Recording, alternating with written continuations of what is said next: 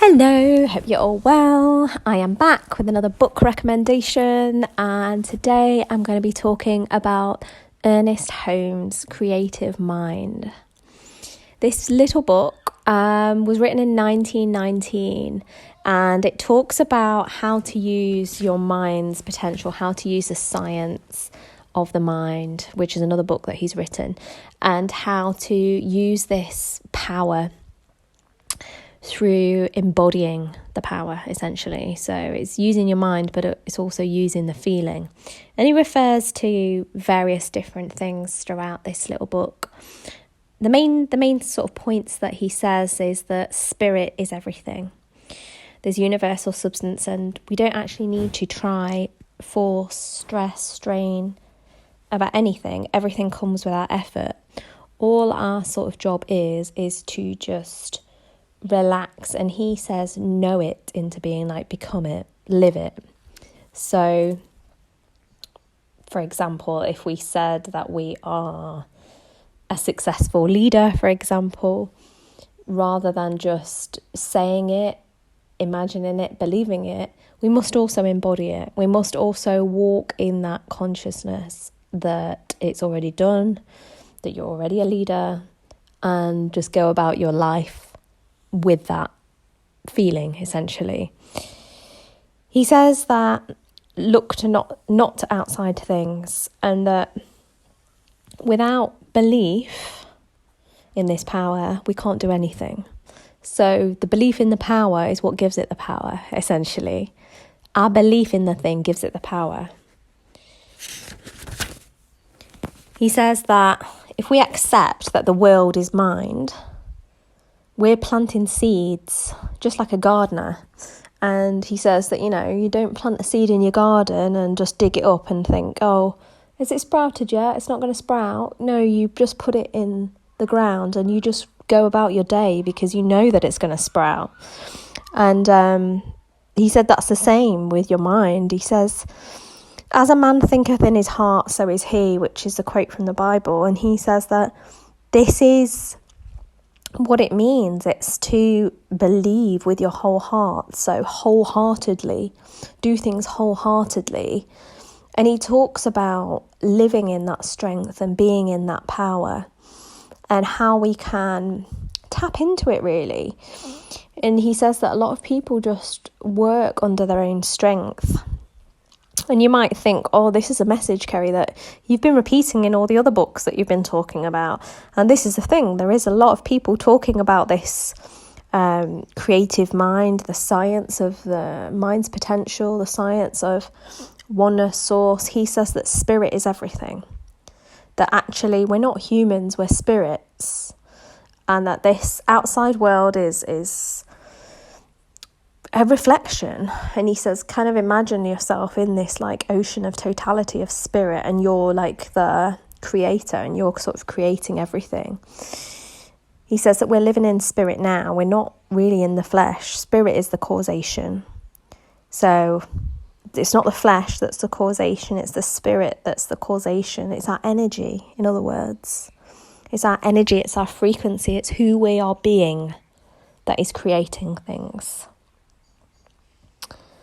And again, like it says in the Bible, be still and know that I am God. I am, which is your self-concept, which is what you attach to your I ams. He says that when you're living in this power, you're living in pure oneness. So there's no division. There's no like, oh, I'll get this when, or I'm reaching for this, or I want to attract this, or this person, or this job, or no, you're everything. And so you're completely one with it. You're completely one with that thing that you want. He says it doesn't dissect, it accepts. And he says that the creative mind is just, I guess you could call it a subconscious. It's that oneness. It's going into that oneness. It's not splitting two minds, thinking like there's an outer or an inner, or that something's good or bad, or that there's self and there's other. It's all just one. He says that when you say I am, you are using the power. And he says that all power is in our own words, every word we hear, think or speak. And he says there's no point just saying affirmations, for example, oh, I am a successful leader, I am a successful leader, for like half an hour, and then going about your day in the consciousness of feeling poor and unsuccessful and unmotivated. He says that it's about walking. You might have heard the term walking in the spirit. It's walking in the feeling, like Neville says, walking in the feeling of the wish fulfilled, walking in that this is who I am. This is who I am. I am a leader. I am married. I am healthy. I am strong. I am loved. Whatever it is, walking in that feeling. And it does require a reversal of attachment to, rather than looking at the outside, looking at the inside as causation, which again, all of the wonderful teachers that I talk about on this channel say, go back to the source, the inside is causation. He says that see perfection mentally, so see perfection, that as long as you dwell in the highest concept of yourself, essentially. And I don't know if you've ever read the book Conversations with God, it says a similar thing. It's about thinking of the highest form of you that you can imagine, like your ideal self in every way. That is who you are, and walk in that, walk in the consciousness of that. Do the things that you would do, speak how that you would speak, act how that you would act, the highest version. He says not for a few minutes, but the truth must be lived. And he says that having this deep divine reliance is something that he believes that we're all getting to this point. This is where consciousness is evolving to. And something I spoke about in my last video is that we're getting to a point where, like he says, Joseph Rodriguez says in his videos, a lot of other people say, everything is done for us. All we have to do is to hold that frequency, essentially, and hold it mentally, hold the feeling and hold the thought, and just become it. Not even hold it. That implies grasping. It's more being it, being in oneness, in resonance with it, and not actually. There's an element of surrender and letting go because it's already done. He says that we've got no responsibility to save the world. It's just about coming into alignment. He said if there's something outside in the in the external world, the 3D that you don't like, just forget it. Don't place your attention on it.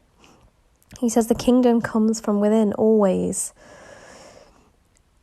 He said that we are like gods.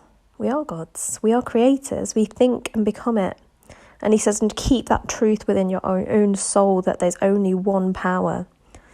He says that, we've got this power, but we use it in different ways. He said that the power, we're always using the power. There's no, and this is one thing that I don't really like with the manifestation, law of attraction teachers, just a personal preference. When people say, I'm going to start manifesting, you're always manifesting. That's the point. You can't not manifest. We create reality from our subconscious, from our higher part of ourselves. Everything outside is always reflected back. We can become conscious. And he says, but there's always one power.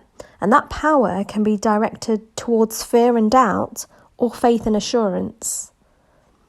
Whatever happens in our life, we can say something with an element of doubt in our voice, or we can say something with an element of assurance in our voice that we know and that we trust. And he says that as you start to dwell in this power and know that you have this power, you'll get a calm, a faith, an assurance. You'll speak it in your words and everybody else will feel it as well. You'll be able to say, you're going to be absolutely fine. And you'll say things with a certain conviction and a trust and a faith and your assurance and your rock solidness and the rootedness of your own being and the confidence that you have and the faith will rub off on other people. He said you can rest in the present moment because the present moment is all we have. He talks a lot about just not looking to judge or condemn or criticize anybody or even yourself. He said just be still in your soul and know that what you believe is so. What you believe is so. He said something really good that I wrote down because I thought it was brilliant. He says, pessimism must be relegated to the scrap heap. And I love that. Because it's just using our power, but it's using our power in a way that for an undesirable outcome, potentially. He says that you can be alone with the power when you're sort of, I think I referred to it in my last video, nature, just be alone with it. But then you can be around other people and to be guided from this inner power, listening to it, trusting yourself, developing that relationship within and having a really, really strong grounding in that is, I think, such a inspiration to other people. And it's like you become a beacon of light because you're dwelling in the highest, you're dwelling in love. You don't have any particular attachments outside. You can let things come and go, like Mushin, like one of the other videos I talked about, that things just flow into your experience. And because you realise that all is one, you can just continually drop deeper into that sense of love, trust, reassurance. And he says that everything is good. Things are good. We can just use that power and see it in a different way. But we can really start to believe and trust when we hold that highest ideal and we become that highest ideal and we walk in faith. Walk in faith, not by sight. All the spiritual teachers and obviously it's in the Bible and various other places that it is about walking in faith and not by sight. Course in Miracles talks a lot about this as well. Is that when we invert our experience, actually the world's not doing anything to me, I'm creating it all. I'm going to look within, turn things within and realise that I am my own source. Not only am I my own source, there is nothing that I lack as well. And it's a really good book. I'll link to it below. I'd encourage you to check out his other books as well. He is quite good at giving instructions. So in this Creative Mind, he talks about instructions for healing and speaking faith over people, speaking words of faith and affirmation to people. So powerful. It's so powerful. And we can even take this out of the context of spirituality and look at the placebo effect. 33% of all healing is attributed to the placebo effect. When a doctor says something to you with conviction, strength, your subconscious mind, more likely than not, is going to accept it because of your belief in who's saying it to you, because of their strength of conviction in their own training or whatever that might be.